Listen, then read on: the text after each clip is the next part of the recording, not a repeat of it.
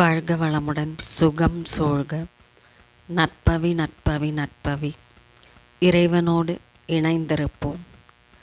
சிவபெருமானை வழிபடுவதால் கிடைக்கும் சிறப்பான நற்பலன்கள். சிவபெருமானை வழிபடுவதால் ஆன்மீகத்தில் மிகப்பெரிய முன்னேற்றம் ஏற்படும். மன அமைதி கிடைக்கும், பாவங்கள் நீங்கும் மற்றும் பல்வேறு நன்மைகள் சிறப்புகள் பெறலாம். சிவன் வழிபாடு ஒருவரது ஆன்மீக நிலையை மேம்படுத்த உதவுகிறது மற்றும் கடவுளுடன் ஒரு ஆழமான தொடர்பை ஏற்படுத்துகிறது. சிவ வழிபாடு மன அமைதியை தருகிறது, மன அழுத்தத்தை குறைக்கிறது. சிவன் வழிபாடு பாவங்களை நீக்கி ஒருவரை தூய்மைப்படுத்துகிறது. சிவன் வழிபாட்டால் வாழ்வில் மகிழ்ச்சி, வெற்றி மற்றும் செழிப்பு ஆகியவற்றை அருள்கிறார். பிரதோஷ நாட்களில் சிவபெருமானை வழிபடுவது கூடுதல் சிறப்பான பலன்களை தந்தருளும். சிவன் கோவிலுக்குள் நாம் நுழைந்தவுடன் ராஜகோபுரத்தை வணங்கி பின் பலிபீடத்தை வணங்கி மூலவரை வணங்க வேண்டும். சிவலிங்கத்திற்கு அபிஷேகம் செய்து வழிபடுவது மிகவும் சிறப்பானது. ஓம் நம சிவாய என்ற மந்திரத்தை ஜெபிப்பது சிவனுக்கு மிகவும் பிடித்தமானதாகும். சிவ வழிபாட்டில் ஒரு முக்கியமான அம்சமாகும். சிவபுராணம் படித்தால் சிவபெருமான் பரிபூர்ண அருளை பொழிவார். சிவன் கோயில்களுக்கு சென்று வழிபடுவது மிகவும் புண்ணியத்தை தந்தருளக்கூடியது. சிவபுராணம், தேவாரம் போன்ற பாடல்களை பாடுவதும் சிவ வழிபாட்டில் சிறப்பானதாகும்.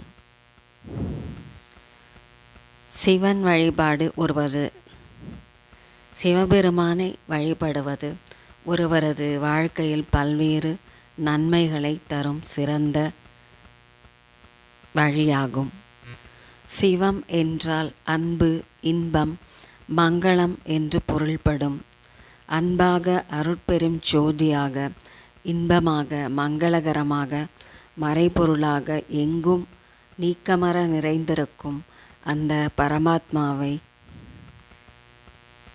வணங்குவது வாழ்வில் வெற்றிகளை தந்தருளும். சிவபெருமானுக்கு ருத்ரன் என்ற பெயர் உண்டு. ருத்ரன் என்றால் துன்பங்களை துடைப்பவன் என்று பொருள். சிவபெருமானை முறையாக வழிபடுவதால் நம்முடைய கர்ம வினைகள் நீங்கும். தீய கர்மாக்களில் இருந்து விடுபட சிவனை வழிபடுவதே சிறந்த வழியாகும். மேலும் நம் ஆன்ம பலத்தை அதிகரிப்பதும் சிவ வழிபாடு. பக்தி செய்வதும் முழுவதுமாக சரணாகதி அடைவதுமே சிவபெருமானின் அருளை பெறுவதற்கு மிக சிறந்த வழியாகும். சிவனின் மந்திரங்கள் தினமும் உச்சரிப்பதால் அவரின் பரிபூர்ண அருட்கடாட்சத்தை பெற முடியும். சிவபெருமானின் திருநாமங்களை மீண்டும் மீண்டும் உச்சரிப்பதால் சிவகுணங்கள் நமக்குள் வர துவங்கும். சிவபெருமானை உணரும் ஆற்றல் கிடைக்கும்போது அவரின் அருளும் முழுமையாக கிடைக்கும். சிவலிங்கத்திற்கு பால், தயிர், தேன், தண்ணீர், சந்தனம் ஆகியவற்றால் அபிஷேகம் செய்வது, மலர்கள் படைத்து பூஜை செய்வது ஆகியன சிவபெருமானின் அருளை விரைவில் பெற்றுத்தரும். சிவபெருமானை தினம்தோறும் வணங்கி வருவதால் திருமணம், மகிழ்ச்சி, செல்வம், சக்தி, ஞானம் போன்றவற்றை அவர் அருள்கிறார்.